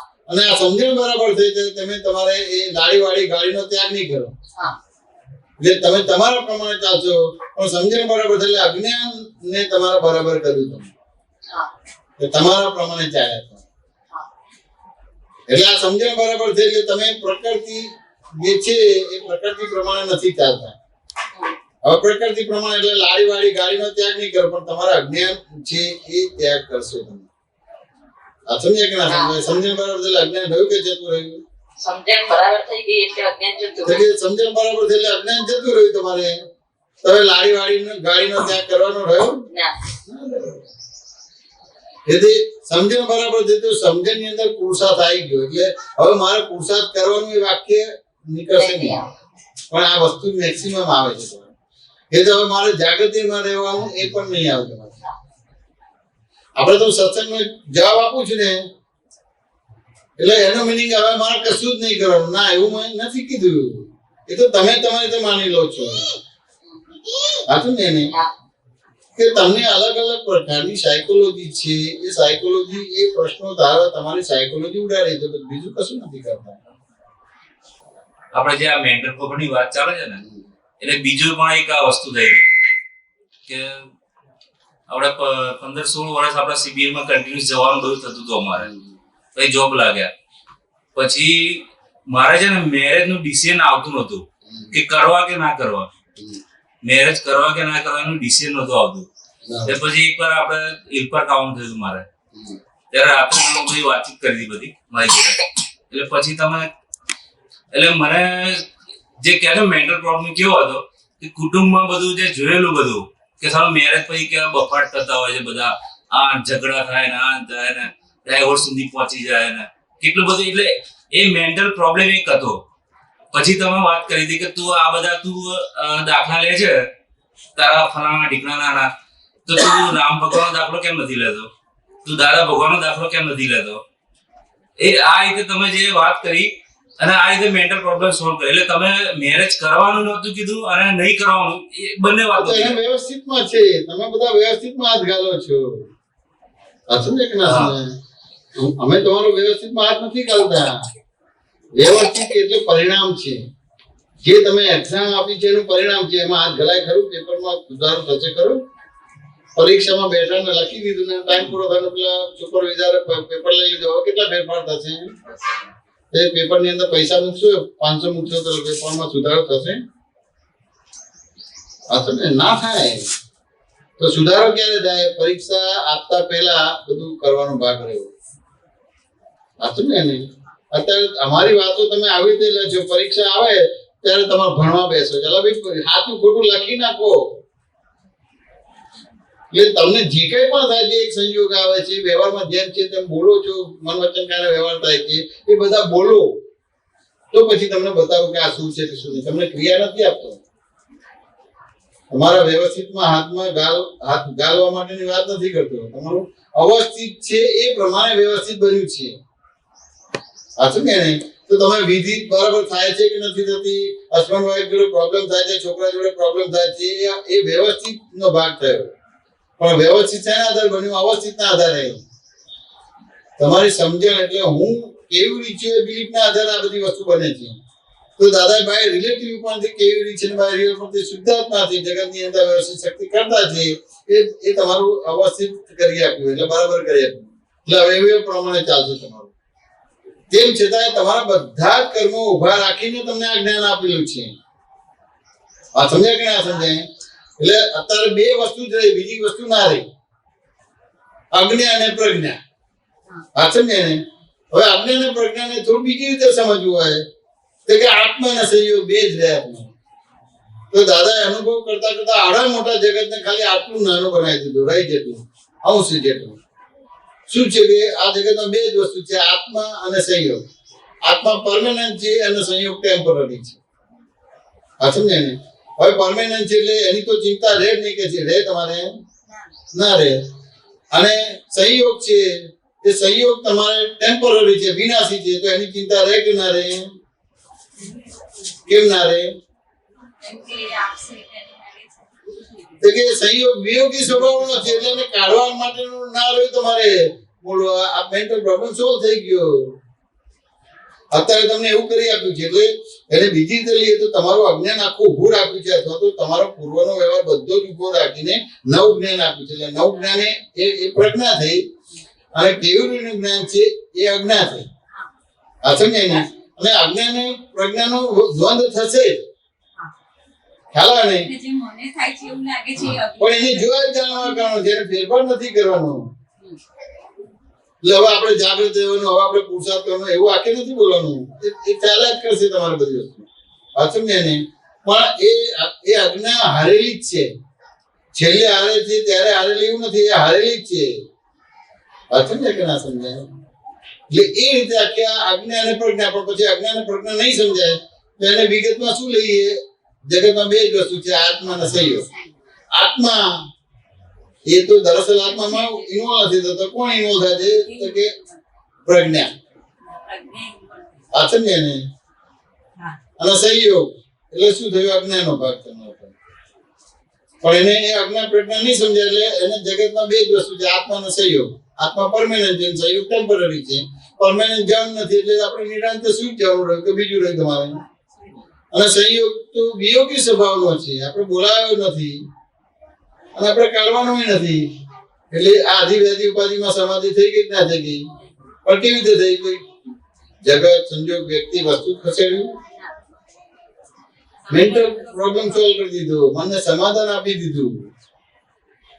દાદા આવી રીતે પોતે ભગવાન તરીકે પ્રસ્થાપિત થયા છે. તમને કોઈ ક્રિયા નથી આપી, તમને પણ આવું આપેલું છે. પણ તમને બેઝિક આપ્યું છે, વિગતે સમજવાનું બાકી છે.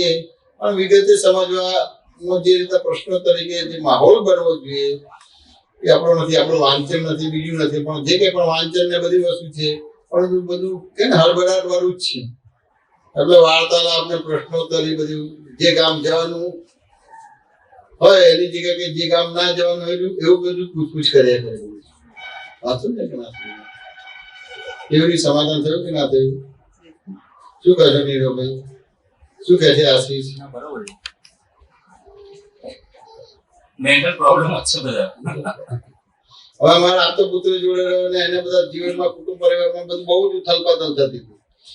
આ તો 2000 ભૂકંપ આવ્યો કે નહીં, પણ આ તો પલે ભૂકંપ થયો. એને વૈરાગ જ ઉભો થઈ ગયો હતો.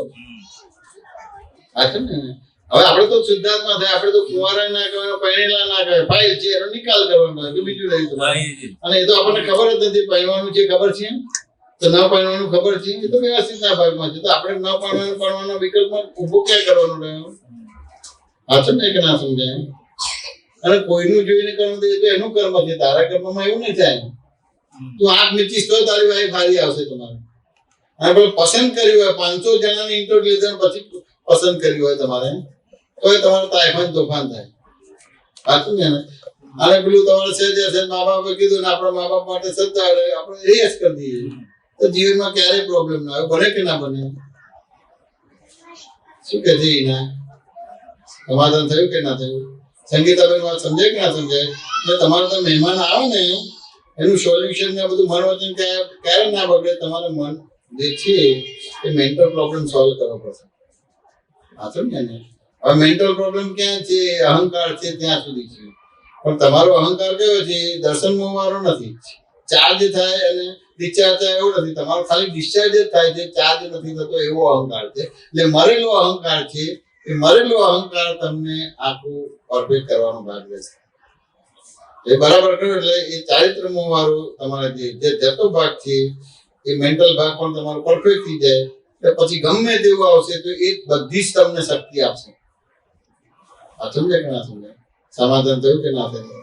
તો ચાલો ત્યારે જય સચ્ચિદાનંદ.